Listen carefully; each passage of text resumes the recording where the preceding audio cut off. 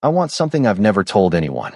That was what Lila said to me on a balcony 20 floors above Chicago, with the party shaking the glass behind us and cold October air cutting through my jacket.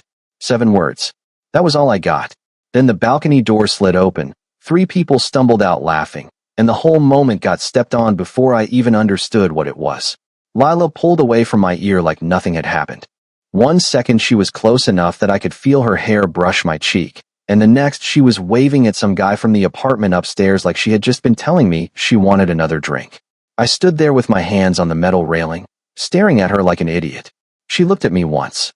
Just once. Then she smiled too casually and said, "You look frozen." "I am frozen," I said. "You're from Chicago. That doesn't mean I enjoy suffering." She laughed, and that should have fixed everything, because that was how it usually worked with us. Lila made a joke. I answered. The strange thing passed, and we went back to being Callum and Lila. But that time, it didn't pass. I should explain that I did not want to be at that party in the first place. My name is Callum Reed.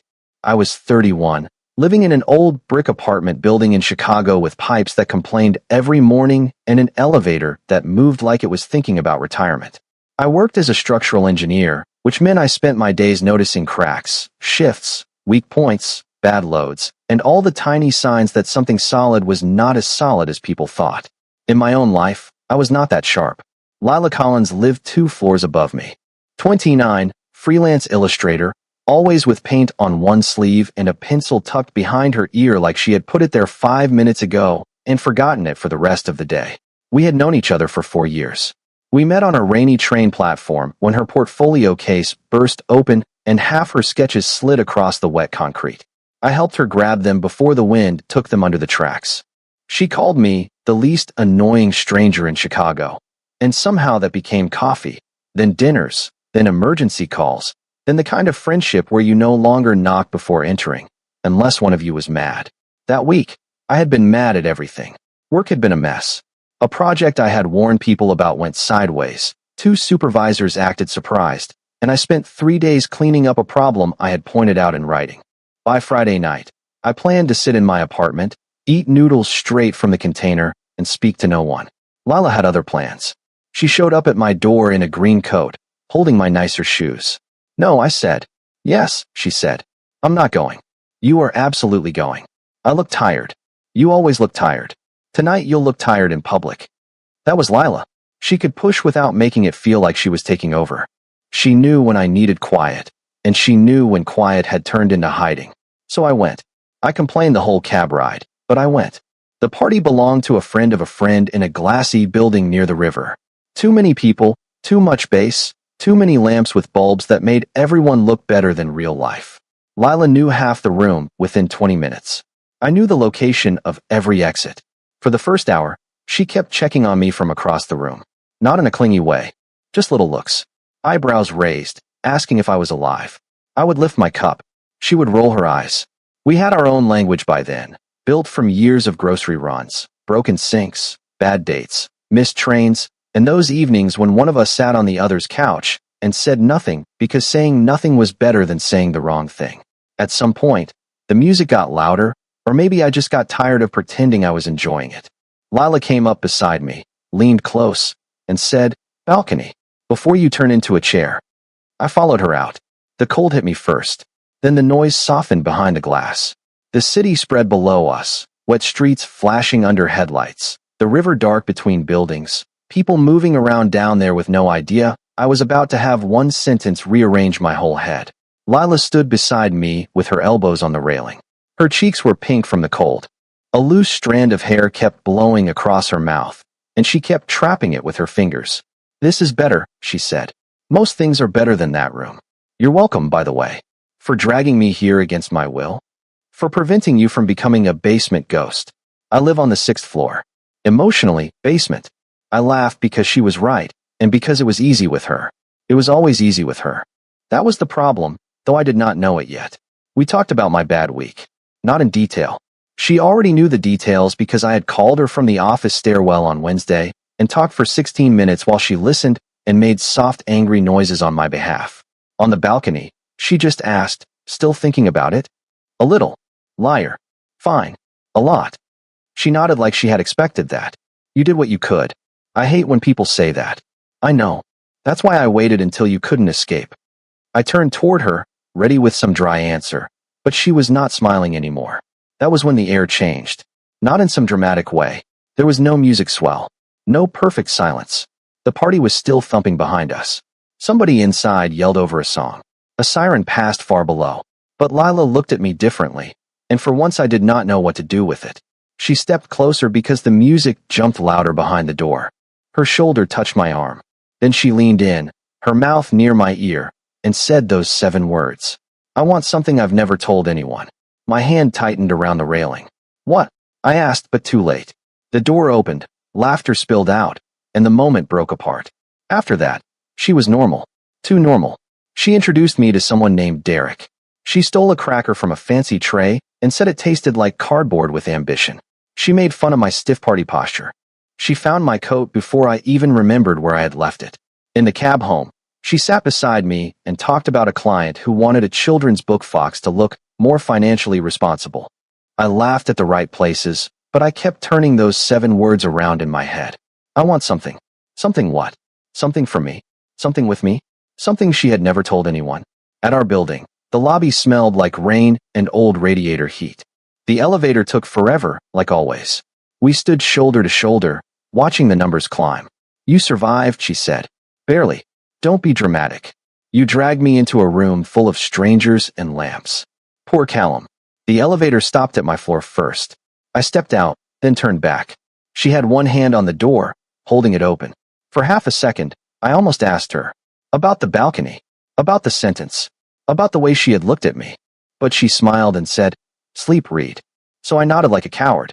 Night, Collins. The doors closed between us. I went into my apartment, kicked off my shoes, and stood in the dark kitchen without turning on the light. Above me, faint through the ceiling, I heard her footsteps cross her apartment. I knew the sound of them. That was how familiar my life had become with her in it. I knew when she came home tired. I knew when she was painting late.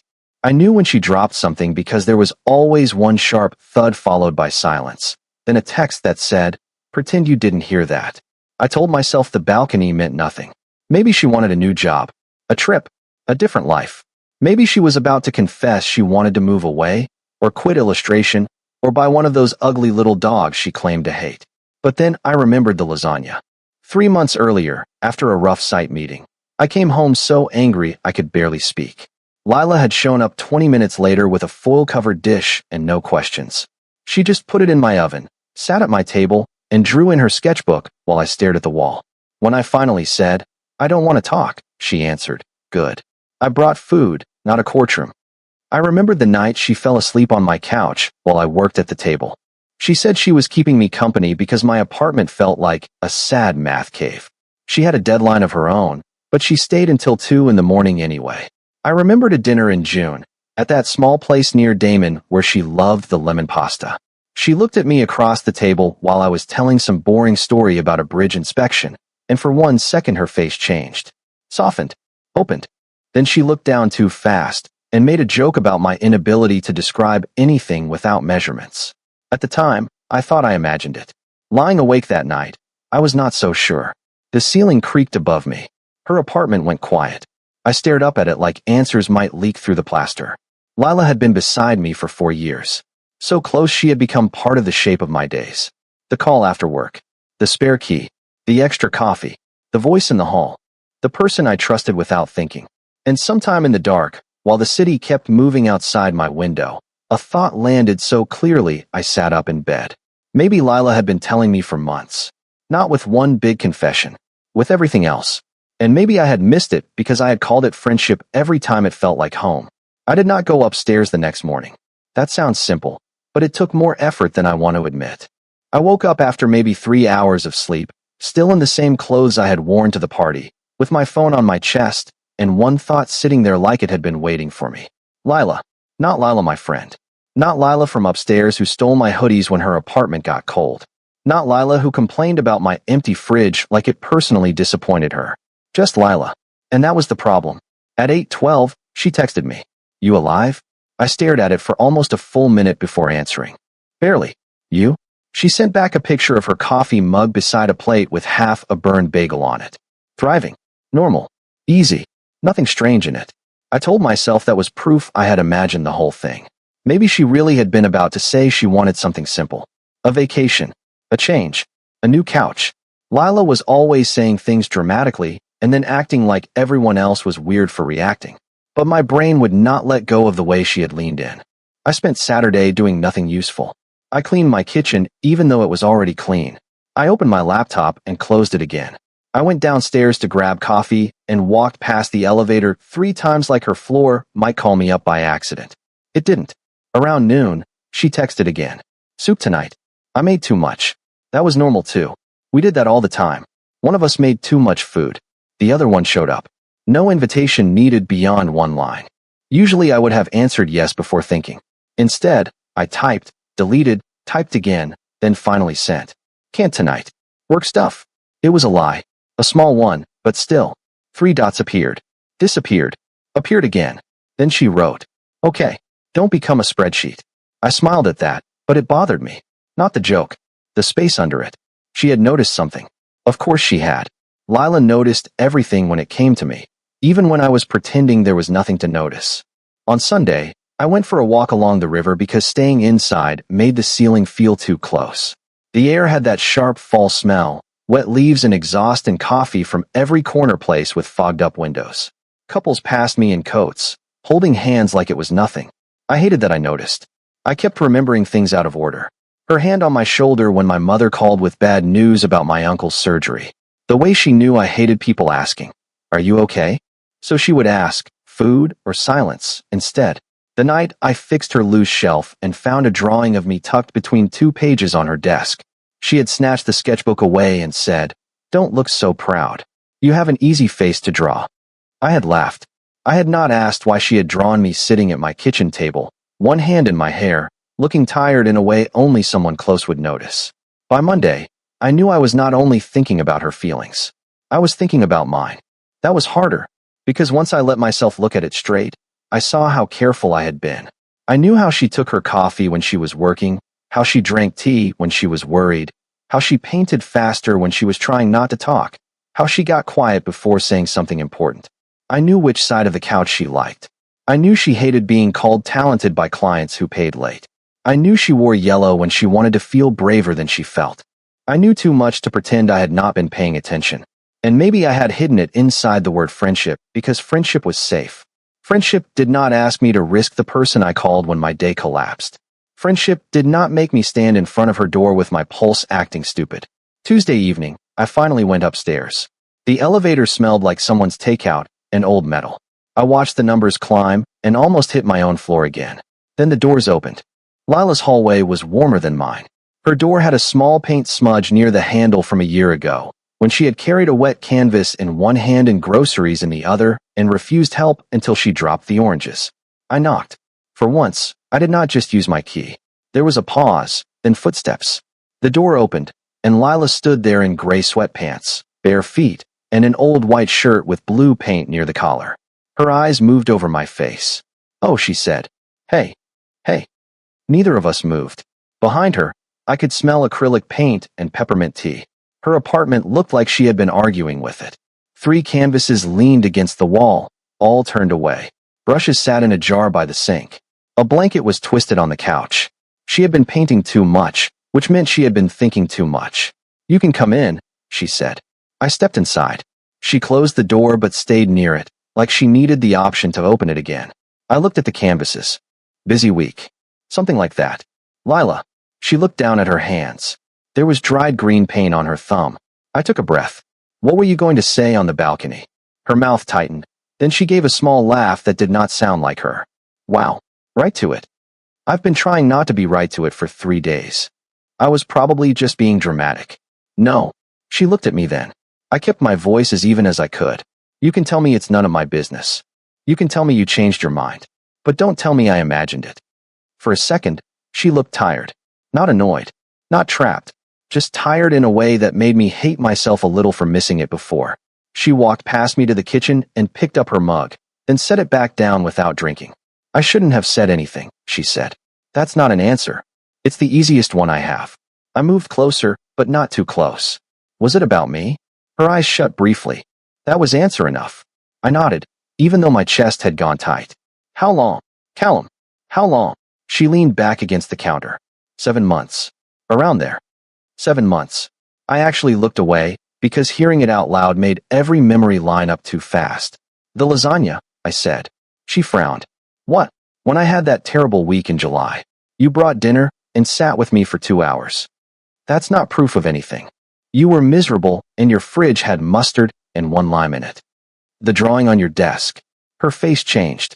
The dinner at Damon, I said. When you looked at me, and then looked away like you got caught. She folded her arms, but there was no fight in it. Please don't do this like you're presenting evidence. I'm not trying to corner you. It kind of feels like it. That stopped me. I took a step back. I'm sorry. She rubbed both hands over her face, careful not to get paint near her eyes. I didn't tell you because you're my best friend. That's the whole ugly little center of it. You were not some guy I could take a chance on and then avoid if it got weird. You're you. You're the person downstairs. You're the person I call when my sink leaks or when a client makes me want to throw my tablet out the window. I didn't want to drop my feelings into your lap and make you feel responsible for them. I stood there quiet. She kept going, softer now. And I didn't want to lose what we had just because I wanted more than I was allowed to ask for. That hit harder than I expected. You were allowed to ask, I said. No, she said. I was allowed to feel it. Asking is different. I had no quick answer for that.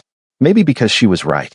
I looked around her apartment, at the turned canvases, the cold mug, the blanket on the couch. I thought about all the nights she had made room for my mess without asking me to name it. I'm not here because I feel guilty, I said. She watched me carefully. I need to understand where I am in this, I said. Because I don't think it's nothing. I know it's not nothing. I just don't want to say the wrong thing because I'm scared of the silence. Her face softened, but she did not move toward me. Okay, she said. That's it. What do you want me to do, Reed? Give you a deadline? No. Then take the space. I'm not going anywhere tonight. I almost smiled. Tonight. I reserve the right to be dramatic later. That made both of us laugh. Barely, but enough to let some air back into the room. I left a few minutes after that. Not because I wanted to, but because staying would have turned into reaching for her before I understood why. At the door, she touched my sleeve. Callum. I turned. I won't disappear, she said. I nodded. Me neither. The next day was useless. I went to work. I answered emails. I stared at load calculations and saw her face between every number. By late afternoon, I stopped pretending I was solving anything. The answer had been there before the question. So that evening, I went upstairs again. This time, when she opened the door, I did not stand in the hallway like a man waiting for permission from the floorboards. I said, "It's been you for a long time." Her hand stayed on the door. I just didn't know what to call it, I said. Lila stared at me, and for once she had no joke ready. Then she stepped forward, slow and careful, and put her arms around me.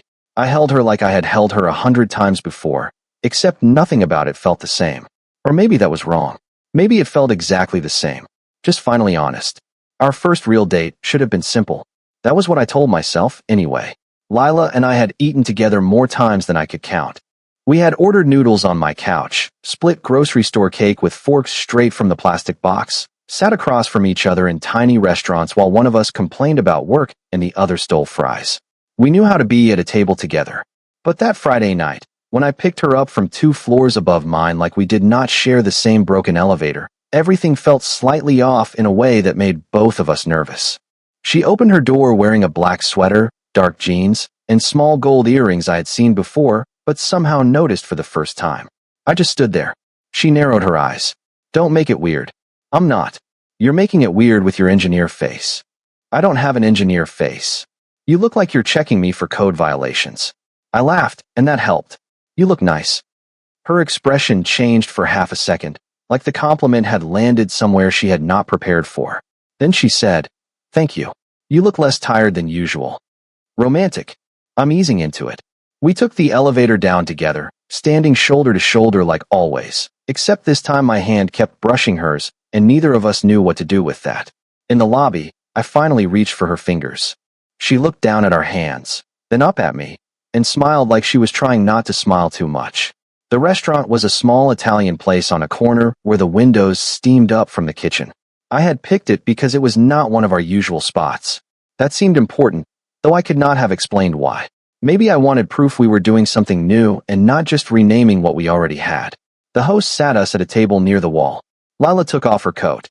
I picked up the menu and immediately forgot how to read. "This is ridiculous," she said. "What?"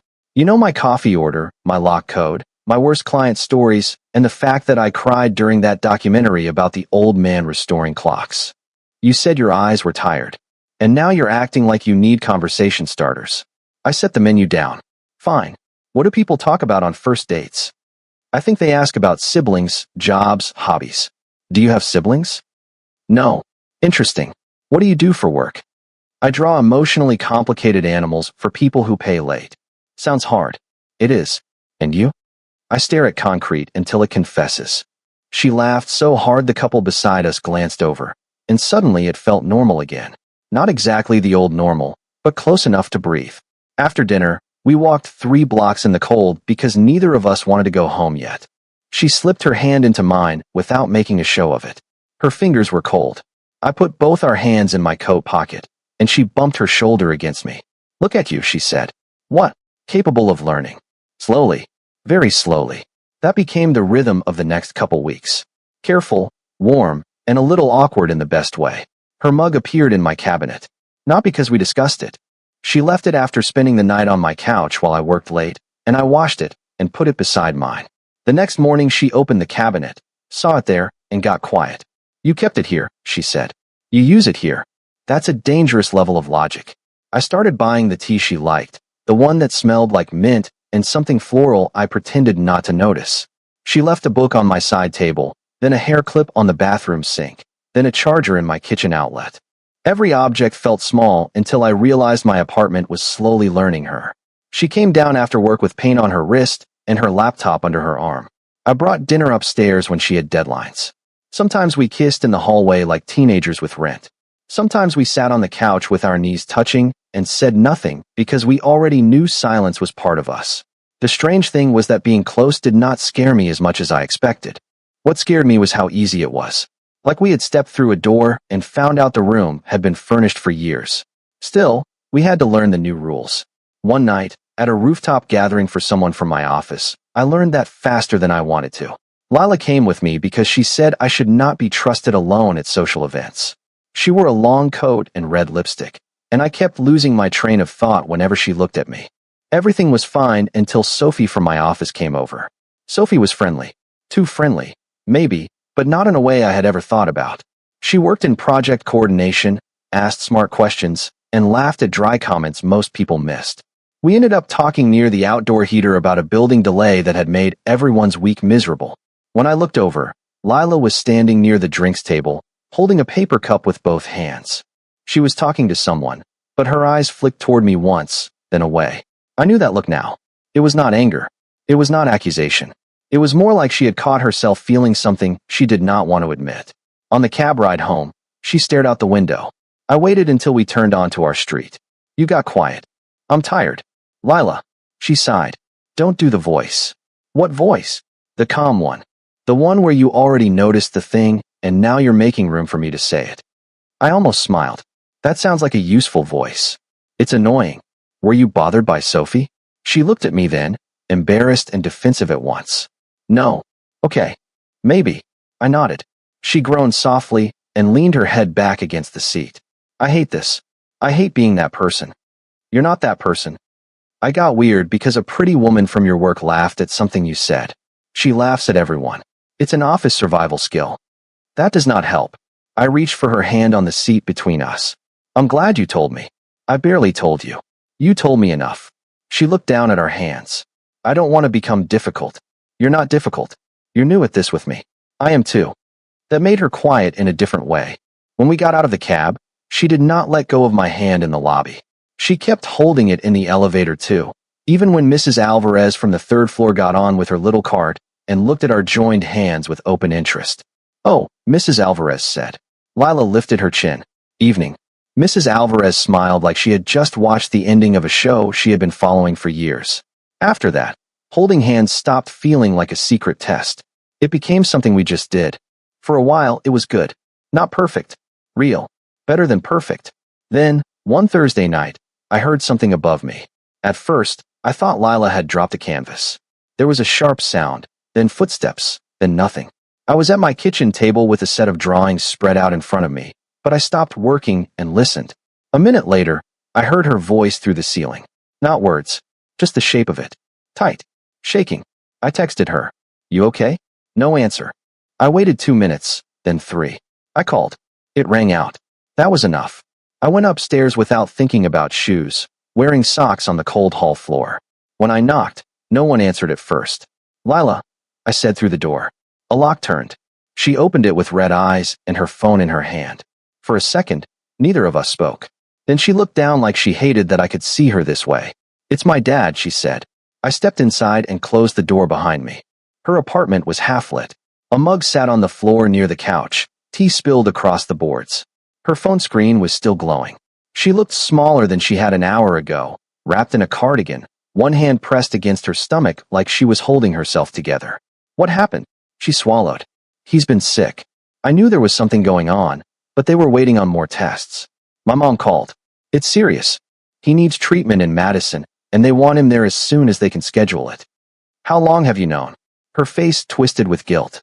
A few weeks. I took that in. Not because I was angry, but because it hurt that she had been carrying it alone while sitting beside me at dinner, laughing in cabs, leaving her mug in my cabinet. Why didn't you tell me? Because we had just become this, she said, her voice breaking on the last word. And I didn't want to bring fear into it right away. I didn't want you to feel like you had to step in. I moved closer. Lila, I thought I could handle it until I knew more. And now? She shook her head. Now I don't think I can drive there without falling apart. I did not have to think. I'm coming with you. She looked up fast. Callum, no? You have work. I'll call in. You don't have to do that. I know. My mom can pick me up. I'm sure she can. You're not listening. I am, I said. I'm coming with you. Her eyes filled again, and she looked away like she was trying to stay composed out of habit. This isn't the easy part, she said. I know. No, I mean it. This is not dinner and hand-holding and jokes in the elevator. This is my family and hospitals, and me maybe being awful because I'm scared. I reached for her hand carefully, giving her time to pull away. She didn't. I didn't show up because I only wanted the easy part, I said. Her fingers tightened around mine. And standing there in her messy apartment, with spilled tea on the floor and fear sitting between us, I understood that whatever we were becoming had just moved out of the soft beginning. This was the first real weight, and I was not stepping back. By 6 the next morning, we were on the highway heading toward Madison with a paper bag of gas station muffins between us and Lila's overnight bag in the back seat. She had tried to pack like a normal person. Then she had stood in the middle of her bedroom holding one sock and staring at the wall, so I packed the rest while she called her mother again. Toothbrush, sweater, phone charger, the sketchbook she always pretended she did not need and always did. For the first hour, she talked too much. Not about her father, about anything else. She told me the coffee was terrible. She said the sky looked like wet cement and then apologized because she knew I hated lazy concrete comments. She remembered a diner near Rockford where she and her parents stopped when she was 12, and how her dad had made everyone rate the pancakes like it was an official survey. I let her talk. Then, somewhere past the state line, she ran out of words. Her hand rested on her knee, tense and pale. I reached across the center console and put my hand over hers. She turned her palm up and held on. I'm glad you're driving, she said quietly. Me too. If I say something rude today, pretend I'm charming. You're always rude. That's why I said pretend I'm charming. I smiled, but she didn't. Her eyes stayed on the road ahead. Her parents lived in a small town outside Madison, in a white house with a sloped driveway and 2 maple trees in the yard. Her mother, Elaine, opened the door before we reached the steps. She had Lila's eyes, but sharper, like she had trained herself not to panic in front of other people. Lila went straight into her arms. I stood there with her bag, feeling suddenly like a stranger who had walked into the center of something private. Then Elaine looked at me over Lila's shoulder and said, You must be Callum. Yes, ma'am. Oh, don't do that. I'm not old enough for ma'am today. Lila gave a shaky laugh against her shoulder. Her father, Martin, was in the living room in a recliner by the window. He was thinner than I expected, wearing a flannel shirt and slippers, a blanket over his legs. But his eyes were clear, and when Lila knelt beside him, he touched her cheek like she was still a kid coming home from school. There she is, he said. Hi, Dad. And you brought the engineer. I blinked. I've been described worse. Martin looked me over. She talks about you like you're useful. Lila groaned. Dad, that's high praise from her. I shook his hand carefully. His grip was weaker than he probably wanted it to be, but he held mine an extra second. Glad you came, he said. That was all. No speech. No big inspection. Just that. And somehow it mattered more. The rest of the day moved in pieces. Tea in the kitchen. Lila helping her mother sort papers in a folder. Martin pretending he was not tired. Me fixing a loose cabinet handle because I needed something to do with my hands, and Elaine looked relieved when I offered. That night, Lila and I sat on the back porch under a yellow light while her parents went to bed early. The air smelled like leaves and wood smoke from somewhere down the block. She leaned into my side, her head against my shoulder. I thought I would feel embarrassed having you here, she said. Do you? No. She looked out at the yard. That's the weird part. It feels like you were supposed to be here. I did not answer right away. I just took her hand.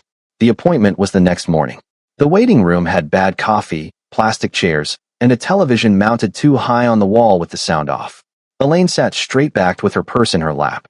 Martin was taken back first for another scan and more questions.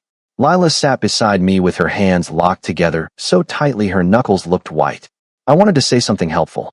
Every sentence I thought of sounded thin, so I stayed quiet. When she leaned forward and put her elbows on her knees, I rubbed slow circles between her shoulders. When she got up and paced to the window, I watched her without crowding her. When she came back and sat so close our legs touched, I let her press her forehead into my shoulder. Finally, the doctor came out and brought them into a smaller room. I stayed in the hall until Lila reached back for me without looking. So I went too. The news was serious. There was no pretending otherwise. Martin needed treatment, and it would not be quick or easy. There would be appointments, travel, rough days, and a long stretch of not knowing exactly how his body would handle it. But there was a plan, a real one. The doctor said they had caught enough, soon enough, to move forward with hope. Lila covered her mouth. Elaine closed her eyes. Martin nodded like he was receiving instructions for repairing a fence. In the hallway afterward, Lila made it about 10 steps before she broke. Not loudly, not dramatically. She just stopped walking, turned into me, and grabbed the front of my shirt with both hands like her legs had given up. I held her right there near the vending machines while people walked around us. It's a plan, she kept saying into my chest. There's a plan. I know. He has a plan. I know. She cried harder then, not from only fear anymore, but from relief too. I did not try to fix it with some perfect line. I just held her and looked over her head at the waiting room chairs, the paper cups, the ugly carpet, all the ordinary things around a moment that did not feel ordinary at all. That was when I understood something I should have known sooner. Love was not only the balcony. It was not only finally saying the thing out loud or holding hands in a cab or waking up with her mug in my sink. It was this, standing in a waiting room and staying. On the drive back to Chicago 2 days later, Lila slept for the first half with her coat folded against the window. When she woke, the light had started to fade, and traffic thickened near the city. I'm sorry I didn't tell you sooner, she said. You don't have to apologize for being scared. I shut you out. You were trying not to hand me something heavy. Still, I glanced at her, then back at the road. Tell me when you're ready. But know I'm here for the good part and the hard part. I don't need you to make yourself easy to love. She looked at me for a long moment. Then she said, You already have both. After that, things changed without a big announcement. Back in Chicago, her life started showing up in mine more and more. Not as clutter, as evidence. Her candle on my table, her charger by the counter, her mug in the cabinet beside mine, her sketchbook on the couch, my extra key on her ring, her tea in my kitchen, my work jacket over the back of her chair. One night in November, I came home late and found her at my kitchen table with her laptop open, her hair tied up badly, and a pan of pasta on the stove. The candle was burning between stacks of my drawings and her color notes. She looked up. Before you say anything, yes, I know your kitchen is too small for my emotional support objects. I set my bag down slowly. What? She asked. I looked around the apartment. At the food. The candle. The mug. Her bare feet tucked under the chair. The quiet way the room felt better because she was in it. Move in with me, I said. Her mouth opened, then closed. I walked closer. Not because you're already here half the time. Not because it's convenient. I want you here. On purpose. Mornings, deadlines, anxious painting, quiet dinners, bad weeks, boring Tuesdays. All of it. She stared at me, eyes bright, then said, "You really do take forever to read obvious signs."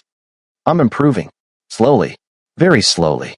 Then she stood, came around the table, and put her arms around my neck. "Yes," she said. "That weekend, we moved her things down 2 floors. We argued about where the bookshelves should go. She accused me of owning towels with no personality. I told her books could be stacked in a way that did not threaten public safety. She ignored me and made a leaning tower beside the couch. By Sunday night, half the boxes were still unpacked, the floor was a mess, and we ate takeout sitting against the kitchen cabinets because the table was covered. Lila leaned her head on my shoulder. "You know," she said, "for a smart man, you were a slow reader." I kissed the top of her head. "I know." She smiled. "Good." I pulled her closer, there among the boxes, in the apartment that no longer felt like mine alone. It felt like ours. And for once, I noticed the obvious thing while I still had time to keep it.